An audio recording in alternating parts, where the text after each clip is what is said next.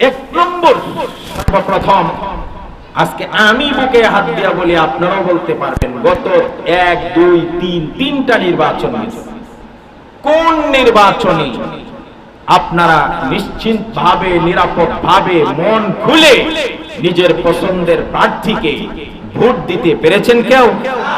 সবাই বলেন। ভোটের অধিকার কেড়ে নেওয়ার এই যে জুলুম, এটা মানুষের ভিতরে একে একে একদিন করতে করতে ক্ষোভের জমা হয়েছে।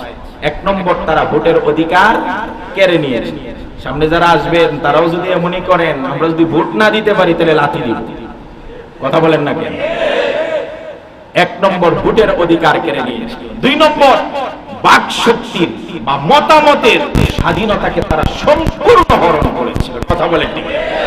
আপনি চায়ের দোকান থেকে নিয়ে পার্লামেন্ট পর্যন্ত, মসজিদ থেকে নিয়ে মন্দির পর্যন্ত, বাজার বলেন, ফ্যামিলির সামনে বলেন, রাস্তাঘাটে বলেন, বাসে বলেন, কোথায় কি মন খুলে একটা অনিয়ম, একটা দুর্নীতি, একটা অন্যায়ের বিরুদ্ধে প্রতিবাদ দূরের কথা একটু আলোচনা করতে পেরেছেন? যেখানে আলোচনা হয়েছে আপনাকে তকমা লাগিয়ে দিয়েছে, এটা রাজাকার। এটা রাজনীতি থেকে বের করে এর মাধ্যমে আপনাদের পতন ঘটিয়েছে।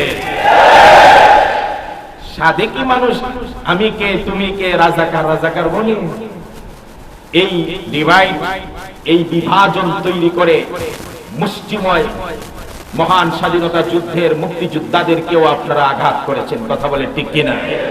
মুক্তিযোদ্ধারা এমন বাংলাদেশ চাইছিল না যে স্বঘোষিত রাজাকার তৈরি হবে।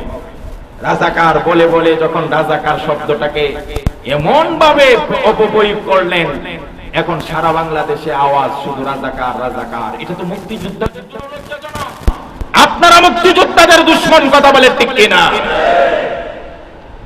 সুপ্রিয় ভাইরা, এই জন্য যে যে মতে, যে যে আদর্শে, যে যে নীতি, যে যে দলে তার মত প্রকাশ করা, তার বাক স্বাধীনতার পরিপূর্ণ স্বাধীনতা দিতে হবে। এটা আমরা এতদিন পাই নাই। এটা হলো পতনের 2 নম্বর